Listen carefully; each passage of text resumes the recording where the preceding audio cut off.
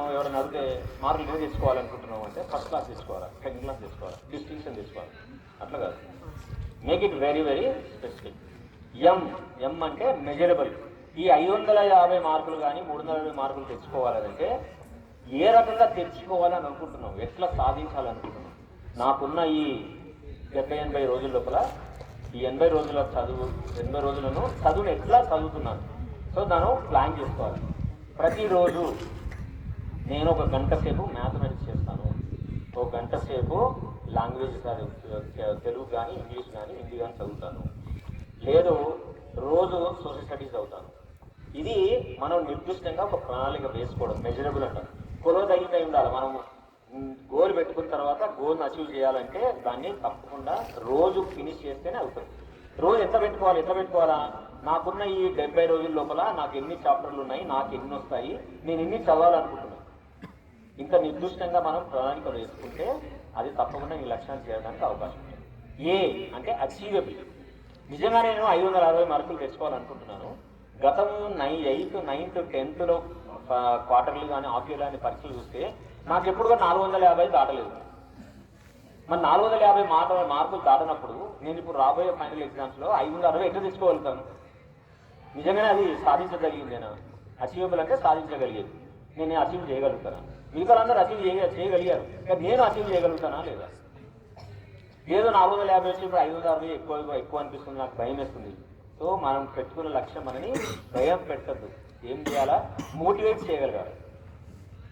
ఎస్ఎంలో మెజరబుల్తో పాటు మోటివేషనల్గా ఉండాలి.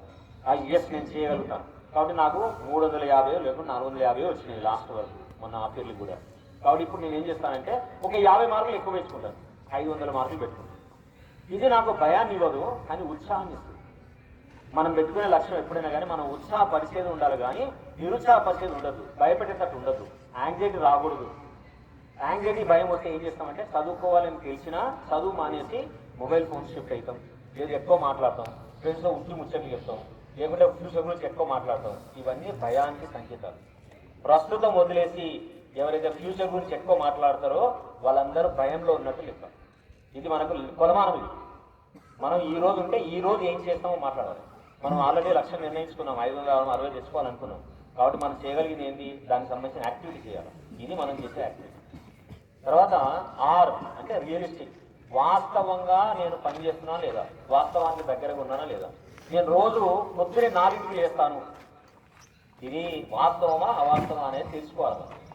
మీ ఫ్రెండ్ 4కి లేవచ్చు, కానీ నేను 4కి లేవలేకపోతున్నాను.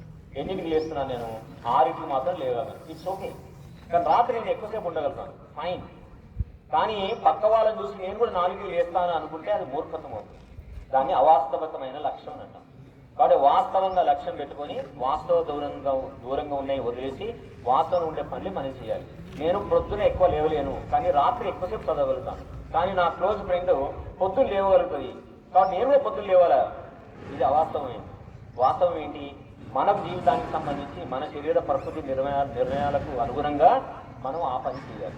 మొత్తం రోజులు ఎట్లా చేయాలి, ఎన్ని గంటల పాటు చదువుతున్నది ఇంపార్టెంట్. నువ్వు పొద్దున్న చదువుతున్నా రాత్రి చదువుతున్నది ఇంపార్టెంట్ కాదు.